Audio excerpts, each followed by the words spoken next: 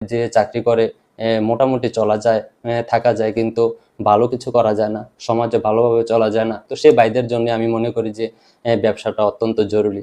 যদি আপনি মনে করেন ব্যবসা করতে পারবেন, যদি মনে করেন আপনার দ্বারা ব্যবসা করা সম্ভব, যদি আপনার ব্যবসার প্রতি একটা আগ্রহ মন মানসিকতা থেকে থাকে, তাইলে আমি বলবো আপনি ব্যবসা করুন।